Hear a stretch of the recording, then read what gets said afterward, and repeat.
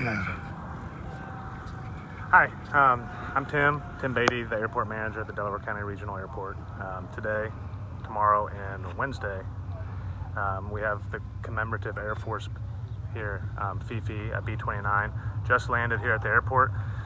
The public can come out and view it, cockpit tours on the ramp at the airport starting at 2 o'clock today till 5 tomorrow, and Wednesday 9 till 5. They are offering rides for purchase. It is a fundraiser for the commemorative Air Force, but they'll be here till Wednesday 5 o'clock.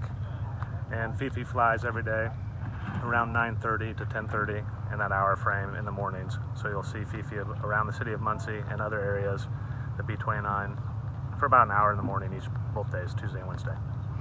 I see it's taxiing up here now, just landed. Yep, you got the first plane, which is much smaller, and then the B-29 taxiing up behind it. Now what's this plane taxiing up now?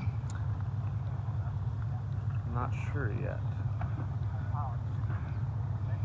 Not sure it's part of this show or not. It is a old war aircraft that's been remade or refurbished. Well, that looks like a vintage Warbird. A lot of pilots are flying in today with their refurbed war age airplanes to just hang out and park.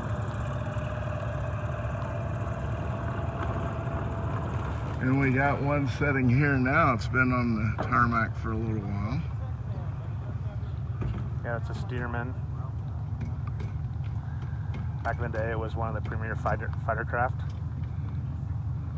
It's been a few days ago.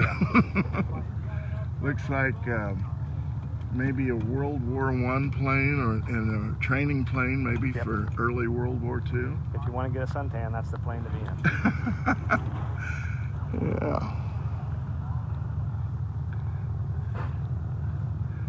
Here comes Fifi up the runway here, or the taxiway. They are slow and fly low and slow is what they say. And it's taxiing with one or two engines. They've got the other engines off.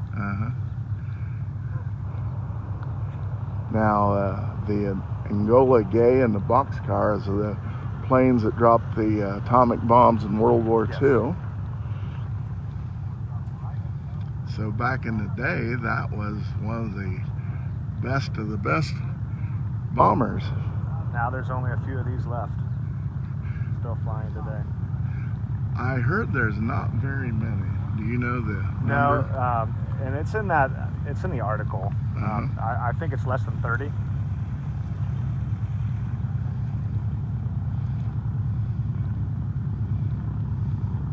Still a large aircraft. And anybody who's interested in possibly flying in any of the 3 or 4 planes that are going to be here, you can go to www.airpowertour.org, and that's how you can pre-register for your flights. Apparently it is discounted if you do it ahead of time. You can come out to the terminal at the airport and sign up for the rides as you get here, but I'm not sure how many seats they have available. It does only fly once or twice a day, so I believe the smaller planes probably fly a little bit longer or a little more often, but the B-29 is only flying once or twice a day. I see. Probably a pretty expensive plane to operate, I'm guessing.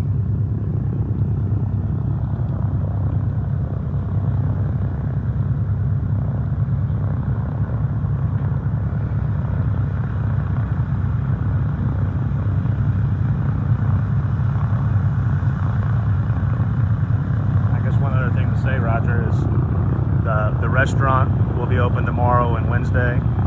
Come out, have a bite to eat, come down to the terminal drive to see the planes. You won't be able to go from the restaurant out to see the planes. You'll have to come out and go back down to the terminal and come out. Okay, good to know.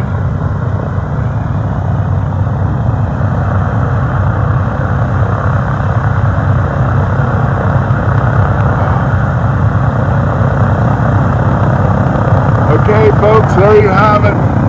There's Fifi. Come out to the airport and check out some vintage Warbirds.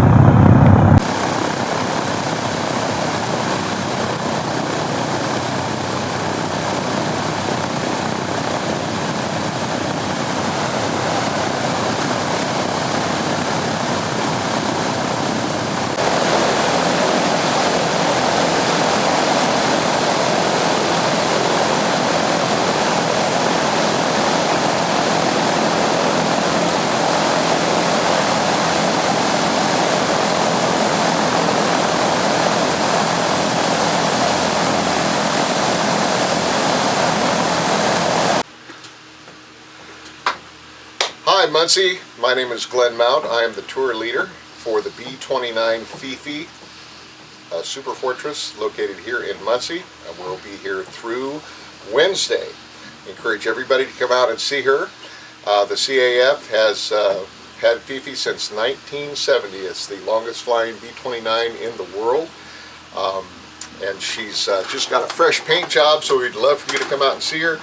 And we're going to be giving rides this Wednesday. We have 2 rides scheduled, one at 9 o'clock and one at 10 o'clock in the morning on Wednesday. We also have support aircraft out here. We have a Boeing Stearman, and we have a T-6 Texan that are also giving rides. So we encourage everybody to come out. Again, we got this airplane in 1970, and we've been flying it actively to air shows since about 1974. So we'll be here through Wednesday of this week. It's $5 for kids under 18, and it's $10 for adults. We give tours, both the cockpit, where we're sitting here is up in the flight deck, where the flight engineer sat back there, of course pilot and the co-pilot, the bombardier sat right down here in the front. That's probably the best seat in the house. And you can come up and tour the aircraft, and we'd love to have you come out and see the world's longest flying B-29 Superfortress Fifi. Look forward to seeing you. Thank you. Now the B-29 is famous in Enola Gay and the boxcar for dropping atomic bombs, which helped end World War II. Yes, they did. The Enola Gay, of course, flew by Tibbets, and boxcar was flown by Sweeney. Very, very similar to this aircraft, except both of those were what was considered silver-sided. They didn't have gun turrets on them. They didn't need them by that time in the war. They were used specifically for dropping bombs. And both were loaded on Tinian Island, and like you say, they pretty much put an end to the war with Japan. So that was a good thing. That was a good thing. That was a good thing. Okay, so we're in the cockpit here, and it's 4 engines, a lot of gadgets. I used to fly little planes like Cessnas, but this has got a lot of things. I'll bet they didn't have an actual full-blown Norden bomb sight, and that's exactly what that is. The bombardier would sit up here in this seat, which flips up, and he would sit up there, put his eyeball on that rubber donut-looking thing. If you look down, and he actually took control of flying the airplane through that device when they were on the bomb run. So quite a responsibility to be a bombardier, getting your bombs on target. Later, they actually fitted the B-29 with radar, and so the radar operator could actually fly the airplane. So you could be above a cloud deck and still be on target with radar. So I like to tell people that come out to see the airplane, it was kind of the Starship Enterprise of 1945. So super high tech, considering. Yes, indeed. Yeah. And at one time, that Norton bomb sight was highly classified. Absolutely. MPs would escort the guy out to install it and escort the guy back to take it into the shop. So nobody really got to put hands on the Norden bomb sight. It was too important to keep those secrets to ourselves at that time. So right. This is the bird's eye view here of what the pilot and bombardier sees. Absolutely. And back there is... That is probably the busiest guy on this aircraft. Sits right there at that panel. He is called the flight engineer. Now the difference between the flight engineer on, say, for example, a B-24, a B-17 versus the B-29 is the pilot and the co-pilot on the 24s and 17 actually control the throttles, the mixture, everything to make the engines run. On the 29, you'll notice there's mixture controls, throttle controls, oil cooler controls. Everything needed to operate the engines is back there. He is actually the one that controls the engines for the pilot, the co-pilot. They drive the airplane, he runs the engines. Pretty complex engine operation, but you know, the mag switches, the fire control, and during World War II, of course, these were pressurized, and he also ran the pressurization system from that panel too. So a lot going on. And everybody kind of laughs and says he's flying backwards, and I say no, he's looking backwards, he's flying forward, he's going the same direction as everybody else. But that keeps his attention on the panel while these guys keep their attention on what's going out in front of the airplane. Right. So it's a pretty coordinated dance that works really well. Our guys are highly professional, and they do a great job at it. Now, another unique thing about these planes versus the B-20, the B-17 is the remote guns. Is that correct? That is correct. They were remote operated guns. My dad, for example, was a waist gunner on B-24s in World War II, so you had a 50 caliber machine gun. You basically were standing in an open hole cut in the side of an airplane with all the wind and all the turmoil you can imagine, and then you were trying to fire at a airplane coming at you at 300-400 miles an hour, you know, doing all this kind of stuff, and you had to figure out visually how to lead them and give a few bursts, and hopefully he ran into it, and the rest of that story. These guns are basically computerized. They're computer controlled. It was a vacuum tube system, an analog system, and if you come out to see Fifi, make sure you look at the blisters on the sides, because what you'll see in there is this device, and those are actually gun sights. The gunners do not and did not actually hold the machine guns on a B-29. They operated gun sights. So the signal out of the gun sight ran through a computer, and that actually swung the gun turrets. We have 2 aft and 2 forward. We have quads, or 4 machine gun turret here in the front, and then 2s below, 2s upper and lower in the rear. And the tail gunner also had a remotely controlled gun turret. So again, everybody's just running gun sights. Another thing that's really interesting about that system is, if one of the gunners, for whatever particular reason, was out of action, it didn't mean the gun was out of action, because the central fire control gunner, who sat at the top of the aircraft, he actually controlled the assignments for the different gun turrets based on the gun sights. So if, for example, if the bombardier had the best shot at whatever was happening, the central fire control could switch his gun sight to a particular gun. So he had the best chance of hitting the target. So, like I said, you compare that to an open air gunner, there is no contest, and they were highly accurate. Took a lot of calibration, but they were highly accurate. Not bad. Yeah. Okay. Yeah, if you're claustrophobic, that's probably not the place for you. So we had an additional crew members here in the aft section. You would have had your navigator sitting right here at the map table. And he's basically letting everybody know the coordinates on how to get where you're going, and more importantly, how to get back home. That's would have been my big thing. And then the radio operator sat back here in this seat here. One thing that we don't show on this particular aircraft that would have been in a production B-29 is the upper gun turret would have been here. The lower gun turret would have been here, where you see this black circle.